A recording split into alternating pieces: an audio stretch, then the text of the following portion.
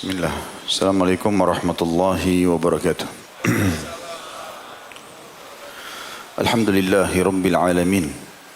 Selalu puja dan puji kita hadirkan kepada Sang Pencipta, Tuhan alam semesta Allah. Zat yang maha kuasa, maha adil, maha bijaksana. Amat luas rahmatnya bagi orang yang beriman dan patuh, dan juga amat keras siksanya bagi orang yang membangkang dan kufur.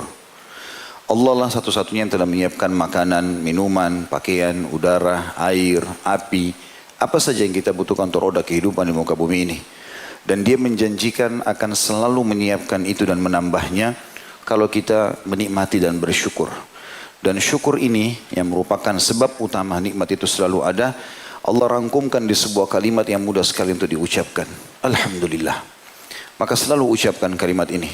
Bahkan para ulama salaf menekankan kalimat Alhamdulillah sangat dianjurkan walaupun pada sebuah takdir yang mungkin menurut manusia itu kurang baik. Karena bisa saja memang Allah meletakkan kebaikan padanya. Selanjutnya kita panjatkan salam hormat kita kepada manusia terbaik. Manusia yang telah dipilih oleh Allah secara langsung untuk membawa kepada kita hukum halal haramnya Allah. Tidak ada lagi hukum yang dibolehkan dan yang dilarang kecuali yang dibawa oleh manusia terbaik ini.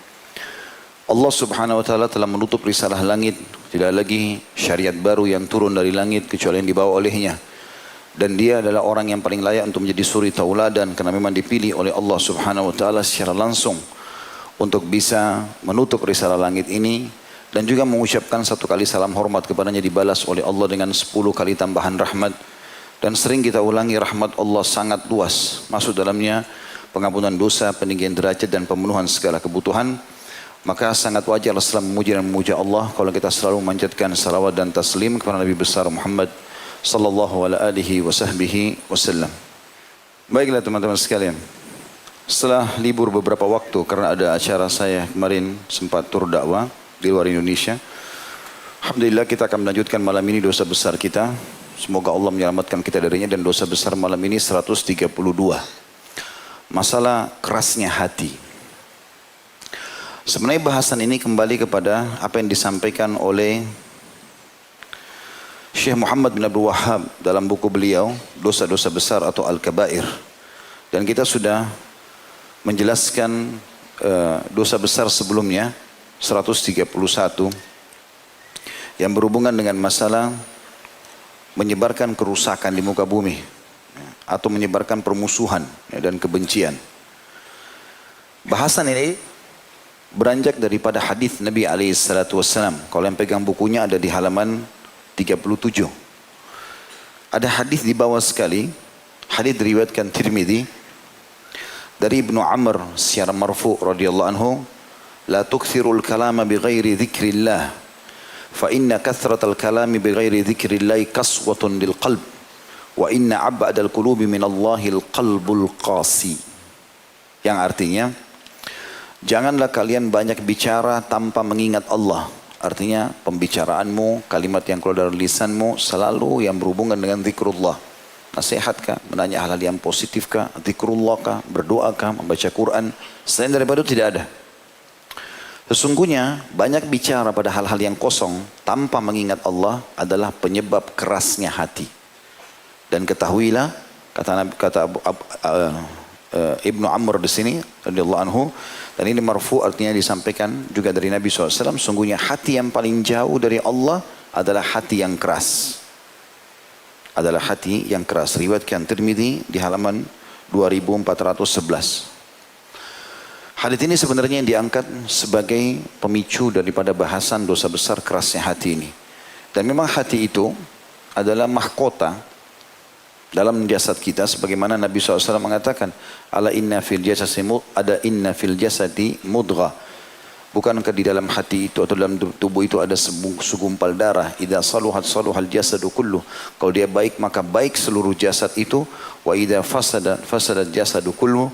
Dan kalau dia rusak maka rusaklah semua jasad. Ala wahiyya qalb. Itulah hati. Ada yang mengatakan juga jantung, ya.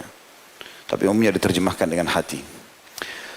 Banyak sekali dalil-dalil ayat Al-Quran dan hadis-hadis Nabi SAW yang menjelaskan kepada kita memang hati itu ada yang lunak, yang baik, dan ada yang rusak, keras.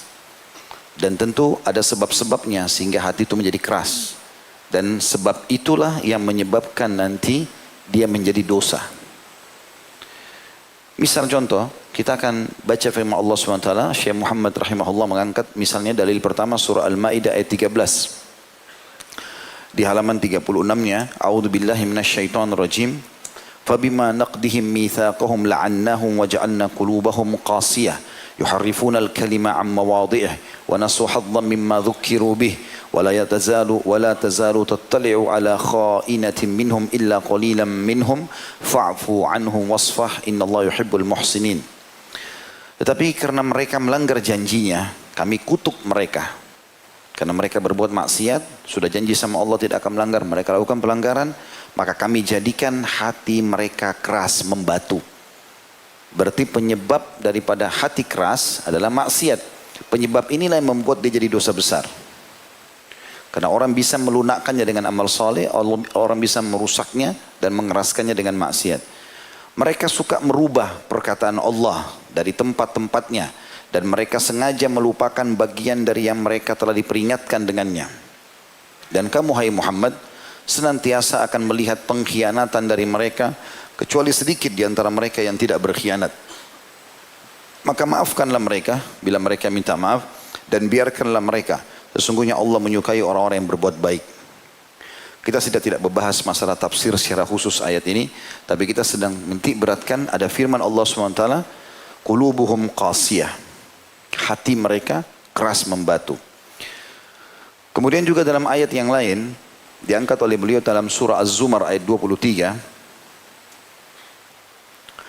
Firman Allah SWT, A'udzubillahi minasyaitonirrajim. Allahu nazzala ahsanal hadithi kitaban mutasyabihan mathaniya taqsha'irru minhu juludul ladhina yakhshawna rabbahum thumma talinu juluduhum wa qulubuhum ila dhikrillah. Dzalika hudallahi yahdi bihi man yasha'. وَمَنْ يُضْلِلِ اللَّهُ فَمَا لَهُ مِنْ هَادٍ. Artinya Allah telah menurunkan perkataan yang paling baik, maksudnya Al-Quran. Indah untuk dibaca, berpahala sebagai panduan hidup, solusi dalam permasalahan. Yang serupa dalam kurung mutu-mutu ayatnya. Satu sama yang lain, Al-Quran itu sama kualitasnya. Dimanapun kau baca kau akan dapat petunjuk. Lagi berulang-ulang.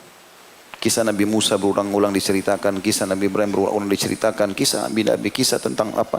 Penyampaian tentang neraka, penyampaian tentang surga, banyak terulang-ulang. Tapi itu semua tujuannya untuk memberikan pelajaran. Lalu Allah mengatakan, gemetar karenanya, karena ayat itu kulit orang-orang yang takut kepada Rabbnya. Kemudian menjadi tenang kulit dan hati mereka di waktu mengingat Allah. Jadi ternyata orang kalau sering membaca Al-Quran diantaranya karena Al-Quran salah satu amal soleh, maka akan lunak hatinya. Dan hati yang lunak ini mudah untuk tersentuh mengingat Allah.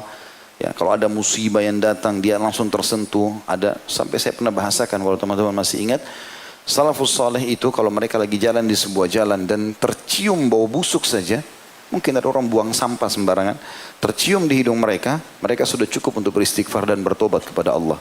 Karena dia anggap atau mereka anggap itu peringatan dari Allah. Seseorang yang sedang jalan tersentuh kakinya dengan batu cukup membuat dia beristighfar dan bertobat. Karena dia tahu itu peringatan dari Allah. Tidak mungkin Allah datangkan tanpa sebab. Seperti itulah. Mereka sangat peka. Jadi hatinya jadi lunak karena sukanya beramal saleh. Lalu Allah mengatakan, itulah petunjuk Allah. Dengan kitab itu dia Allah menunjuki siapa yang dikehendakinya. Dan barang siapa yang disesatkan Allah, maka tidak ada seorang pun pemberi petunjuk baginya. Jadi tadi surah Al-Ma'idah ayat 13 menjelaskan ada hati yang qasiyah, yang keras, kena maksiat. Di Az-Zumar ayat 23 ada hati yang lunak, karena membaca Al-Quran. Juga dalam ayat yang lain, surah Al-Hadid, ayat 16 Allah yang Maha Suci dan Maha Pemurah telah berfirman, A'udzubillahi minasyaitonirrajim. Alam ya'ni lilladina amanu an takhsha'a qulubuhum li dzikrillahi wa ma nazala minal haqqi wa la yakunu kalladina utul kitaba min qablu fatala 'alaihimul amadu faqasat qulubuhum wa katsirun minhum fasiqun. Belumkah datang waktu bagi orang-orang yang beriman untuk tunduk hati mereka mengingat Allah dan tunduk kepada kebesaran yang telah turun kepada mereka. Jadi dalam ayat ini kata ulama, Allah bukan mengatakan tunduknya kepala mereka, ya, tunduknya fikiran mereka. Allah mengatakan tunduk hati mereka. Karena hati yang harus ditundukkan, dan itu hanya dengan amal soleh, dengan kepatuhan kepada Allah SWT. Dan janganlah mereka seperti orang-orang yang sebelumnya telah diturunkan Alkitab, Yahudi dan Nasrani kepada mereka. Kemudian berlalulah masa yang panjang atas mereka, lalu hati mereka menjadi keras. Karena mereka justru tidak mau mengikuti isinya. Dan kebanyakan di antara mereka adalah orang-orang yang fasik. Di ayat ini Allah hubungkan hati yang keras dengan kefasikan. Artinya memang karena perbuatan dosa. Jadi dia seperti menzalimi dirinya sendiri kalau dia buat dosa, sehingga hatinya menjadi keras dan tidak lagi bisa kena peringatan apapun. Sekali ada kemaksiatan kita lakukan dan kita tidak taubat, teman-teman, sudah cukup membuat hati itu berubah kondisi. Dari yang lembut mulai mengeras. Dibuat lagi maksiat lebih keras. Terus begitu sampai Allah menggambarkan ada hati yang lebih keras daripada batu. Pada saat itu temannya kena petir di sebelahnya, temannya mati longsor, dia lihat kebakaran, ada orang terbakar depan matanya, ada orang segala macam, coba tidak tersentuh lagi sudah. Ini berbahaya sekali, karena tidak ada lagi sesuatu yang bisa mengubah dia. Dan yang lebih bahaya daripada itu, teman-teman sekalian, kalau hati sudah keras, kita sudah tidak bisa, kita sendiri tidak mampu. Kalau mau kembali ke jalan Allah butuh upaya yang sangat besar. Saya pernah bahasakan contoh rasional. Berbuat dosa itu, menjerumuskan diri pada dosa seperti orang yang ada di tepi jurang. Depan antum jurang. Terus ada dua cara untuk pada saat ada situ, untuk selamat atau untuk terjerumus. Kalau untuk selamat, berhenti, tinggalkan jurang itu. Tidak usah bilang kaki saya coba tes jatuh enggak sih, gitu. Ya. Tapi kalau dia mau jerumuskan kakinya, coba aja nggak apa-apa, dia akan jatuh ke bawah. Dua keadaan, mati sekalian, atau dia mungkin masih bisa selamat, tapi untuk kembali ke puncak gunung butuh mendaki yang sangat besar, upaya yang besar. Sekali antum sudah ikut pengajian begini, terasa iman, merasa nyaman, terus saja kita pupuk itu pengajian dari pengajian, terus akhirnya kita makin lunak, makin penasaran sampai meninggal. Insya Allah kan istiqomah, dan akhirnya meninggal dalam husnul khatimah. Tapi sekali kita buka pintu dosa, terus kita biarkan lalai, sudahlah nggak apa-apa, nanti aja pengajiannya. Akhirnya berubah, yang tadinya seminggu sekali berubah. Sekarang justru karaoke-nya yang seminggu sekali. Atau maksiatnya, atau mungkin bahkan tiap hari, pengajiannya sebulan sekali. Atau mungkin 3 bulan sekali. Lama-lama berubah kondisi hatinya. Dan kalau dia biarkan itu, dia kalaupun mau kembali jadi orang baik susah. Susah, karena nggak mudah kembali menjadi orang baik itu. Untuk kembali dia butuh satu pendongkrak yang dulu lebih kuat dari dongkrakan dia pertama. Contoh misal, antum pertama sadar mendengarkan ceramah tentang neraka misalnya. Tersentuhlah hati kita. Kalau saya dibakar di neraka bagaimana nih, dosa ini, dosa. Kita mulai tinggalkan. Kapan antum futur? Futur itu kayak menjauhi agama, berbuat kemaksiatan, jauh. Maka untuk kembali kepada tingkat iman yang pertama, butuh pendongkrak lebih kuat dari yang pertama itu. Mungkin harus ada ceramah yang double, yang harus mendorong kita untuk itu. Makanya teman-teman tidak usah dicoba dosa itu.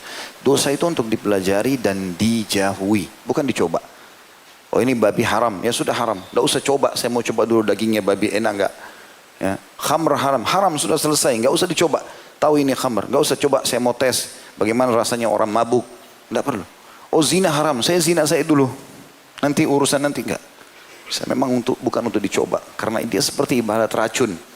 Kalau antum punya segelas susu, kita tetesin setetes racun, rusaklah susu itu walaupun cuma setetes racun. Susu itu kita ibaratkan iman antum dan amal saleh. Kapan antum campurkan dengan dosa sedikit, masalahin. Gitu. Bahkan bergejolak dalam hati itu. Sebagian salaf mengatakan orang kalau masukkan dalam hidupnya sedikit dosa, sudah cukup membuat dia berperang dengan dosa itu. Antara iman sama dosanya itu berperang sampai siapa yang akan menang. Dalam berapa hari berkecamuk. Kalau dia ikuti maksiatnya, tertinggallah iman itu. Kapan dia ikuti keimanannya, bisa ditinggalkan dosa itu, tapi butuh waktu, beberapa saat. Ada statement yang menarik dari seorang ulama tabi'in bernama Malik ibn Dinar, rahimahullah.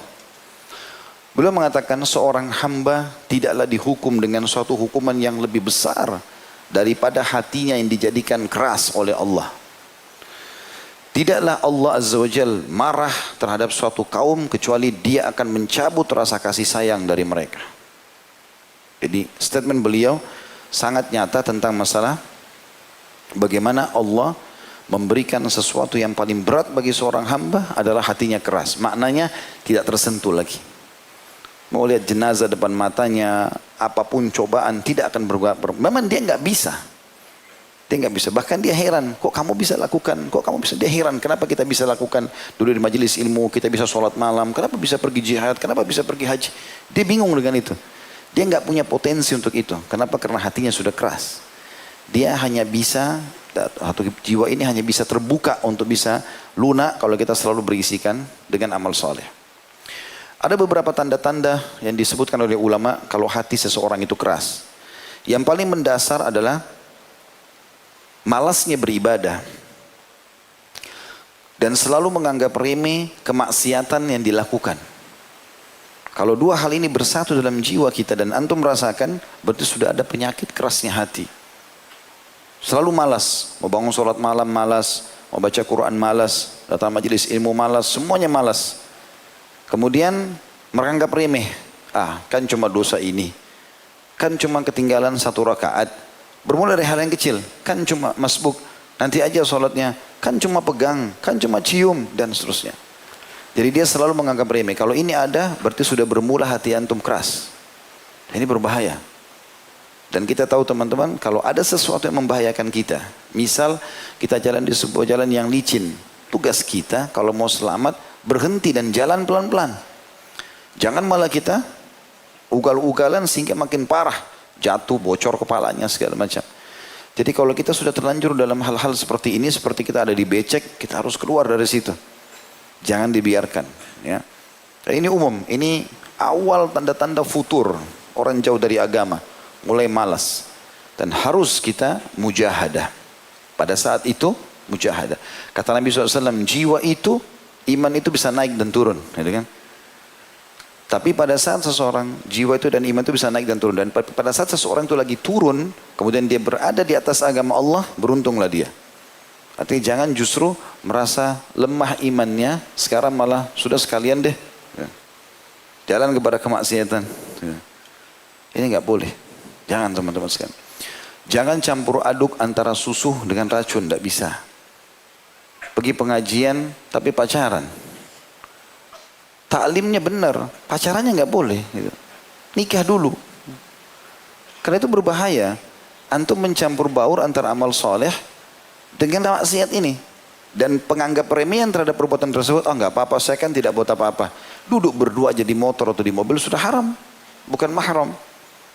Bagaimana antum nodain amal soleh antum itu? Gitu kan? Jangan dibuka itu. Dan ingat teman-teman, saya cuma bisa bicara seperti ini. Yang rasain antum, harus antum yang bergerak untuk mengubah itu.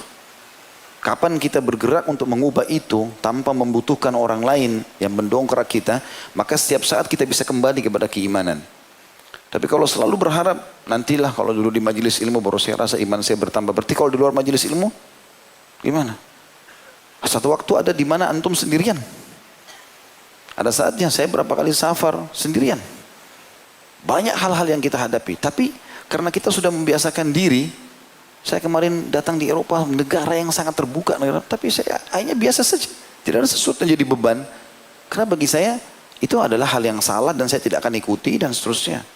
Terbentengi karena kita selalu membuat diri kita terlatih membiasakan diri dalam ketaatan itu. Dimanapun kita berada. Ada orang lihat, tidak ada orang lihat. Tetap aja sholat malam, tetap aja puasa, tetap aja sedekah, tetap aja semuanya. Sehingga kita kuat. Yang kedua teman-teman, yang berbahaya ini adalah tidak lagi tersentuh ya, dan merasa bersalah dengan melihat fenomena alam, musibah, fenomena alam, banjir, longsor, ya, atau apalah ya, yang seperti itu. Itu menandakan hatinya sudah mulai keras. Karena semestinya kalau kita melihat satu masalah musibah datang di depan mata kita, seharusnya kita lunak, sadar. Kalau kita lagi jalan berdua sama teman, naik mobil, tabrakan, dia mati kita selamat. Semestinya yang kita lakukan adalah, oh ini peringatan dari Allah. Dia sekarang yang ditabrak, saya bisa ditabrak juga malam ini atau besok, kan begitu. Tapi ada orang tidak, karena hatinya keras, oh dia selamat. Bahkan dia mungkin bisa melampiaskan syahwat pada temannya. Dia lihat temannya mati, diambil handphonenya, diambil jam tangannya, diambil segala macam. Dan itu statement Abdullah bin Umar radhiyallahu anhu. Beliau mengatakan dalam riwayat yang sahih, Nabi SAW bersabda tidak akan terjadi kiamat sampai dua orang jalan, ya. Kemudian salah satunya ada dua riwayat. Yang pertama Allah kutuk, ya. Yang satu mengatakan Allah tenggelamkan dalam bumi temannya.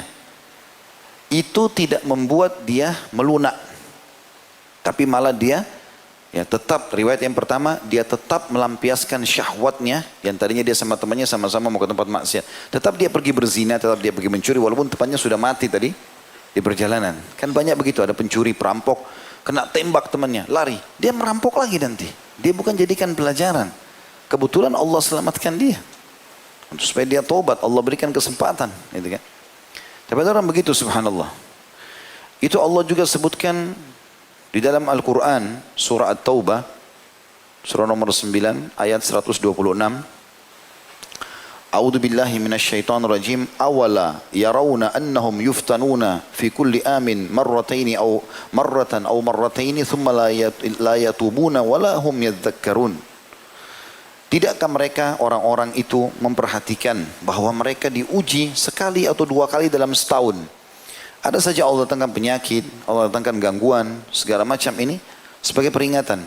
Dan mereka tidak juga bertaubat dan tidak mengambil pelajaran. Ini berarti tanda-tanda yang kedua. Tanda-tanda yang ketiga, tidak tersentuhnya dengan membaca Al-Quran.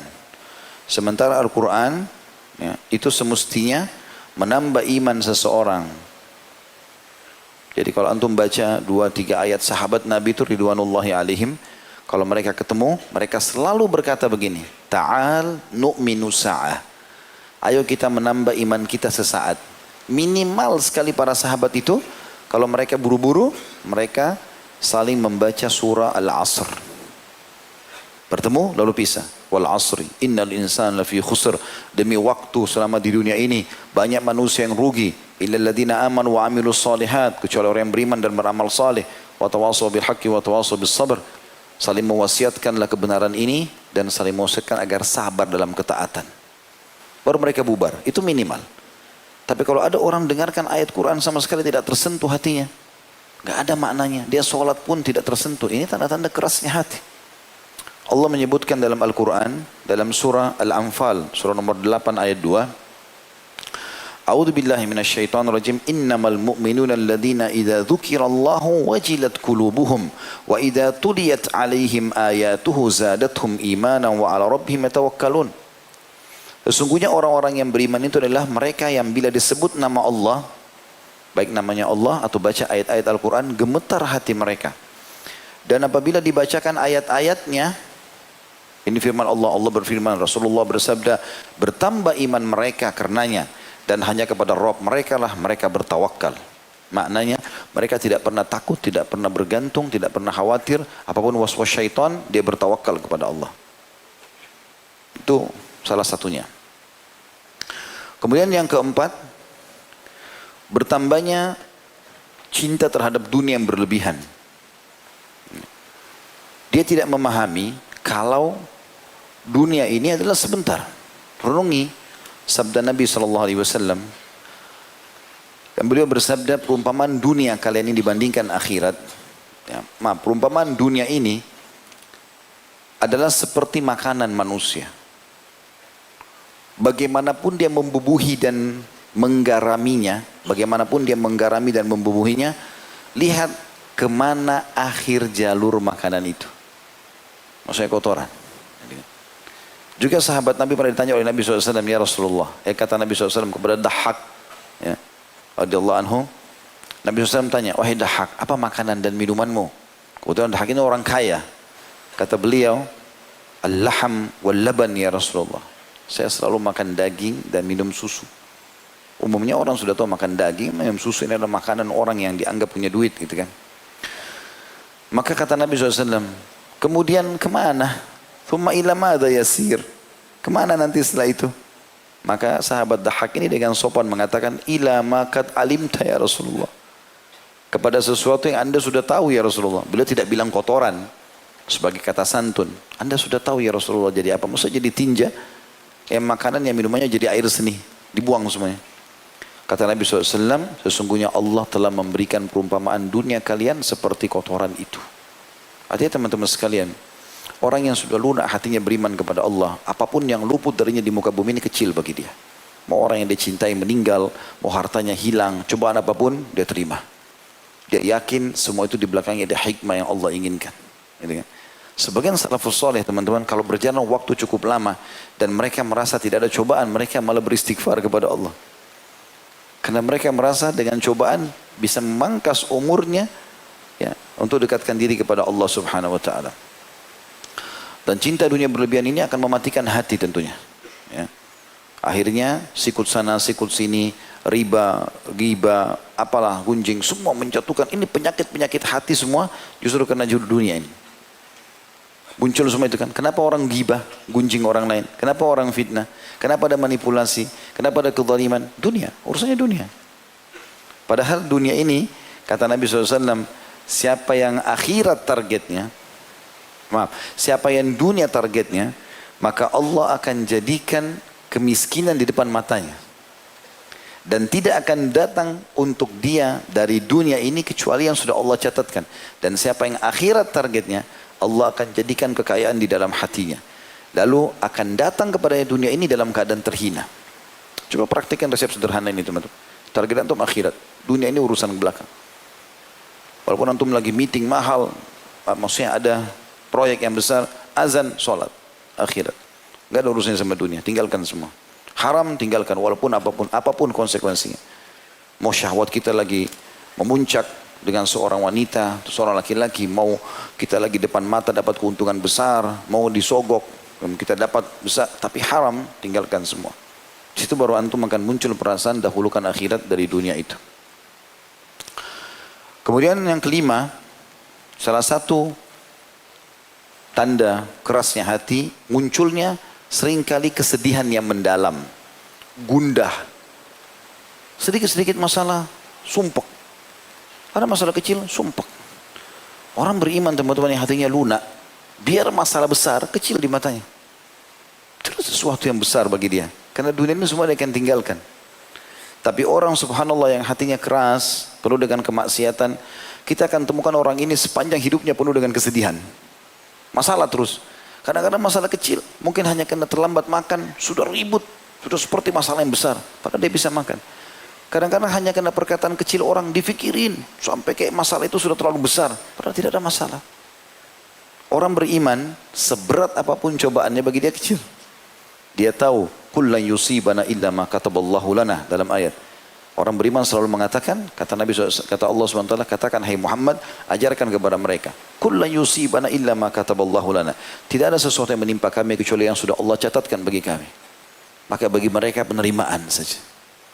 Pasti di belakang itu semua ada hikmah. Jadi rasa sedih yang mendalam, ya, gundah, gelisah, semua itu akan ada dengan orang yang hatinya keras. Tapi kalau orang beriman dia akan tenang. Yang keenam, bertambah dan meningkatnya kemaksiatannya. Jadi kita akan temukan orang-orang yang hatinya keras itu justru selalu programnya dari dosa ke dosa apa lagi, dari menipu ke menipu jenis apa lagi, ya, terus begitu.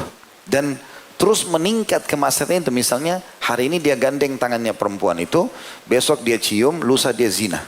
Selepas itu dia buka lagi pintu dengan perempuan lain, dia buka lagi sama laki-laki lain. Terus bertambah, itu tanda kekerasan hati. Kalau orang ada imannya walaupun sedikit teman-teman, kapan dia buat dosa ketakutannya luar biasa. Itu yang Nabi SAW katakan. Orang mukmin itu kalau dia melakukan satu dosa, dia anggap seperti sebuah gunung yang besar di pundaknya. Ketakutannya luar biasa. Tadi tersentuh perempuan bukan mahram, sampai kadang-kadang merinding rasanya karena melakukan kesalahan itu. Ya, mungkin seorang muslim kalau iman sudah tanam dalam hatinya, terbuka sedikit hijabnya, takutnya luar biasa. Jadi perasaan itu adalah tanda lunaknya hati. Hilangnya perasaan itu bertanda kerasnya hati. Allah berfirman dalam surah Sad atau surah Saf, ya, surah 61 ayat 5. A'udzu billahi minasyaitonir rajim. Falamma zagu azagallahu qulubahum wallahu la yahdil qaumal fasiqin. Pada saat mereka berpaling dari kebenaran, maka Allah memalingkan hati mereka. Dan Allah tidak memberi petunjuk pada orang-orang yang fasik. Yang terakhir, yang ketujuh teman-teman sekalian, tanda-tanda orang yang keras hatinya sudah tidak bisa lagi mengenal mana yang ma'ruf dan mana yang mungkar. Sudah nggak bisa lagi membedakan mana yang ma'ruf dan mana yang mungkar. Dan kita temukan dalam kehidupan dia warna-warni. Sholat iya tapi riba iya, sholat iya tapi zina iya, campur baur. Campur baur. Dan pencampur bauran ini membuat tidak akan merasakan kenikmatan dari keimanan itu. Seperti itulah. Jadi jangan teman-teman terpengaruh dengan bahasa-bahasa syaitan manusia yang mengatakan, sudahlah kau jangan terlalu alim, sudahlah nggak apa-apa, jangan terlalu keras, ini nggak apa-apa lah, toleransi, seperti itu. Ini bahasa-bahasa syaitan manusia. Syaitan jin tidak berhasil goda, syaitan manusia yang bergerak. Ya. Jangan terpengaruh. Ingat, antum seperti kata Atha bin Abi Rabah kepada salah satu khalifah Hisham bin Abdul Malik. Ingat wahai Amir Mu'minin, kau lahir di muka bumi ini sendirian.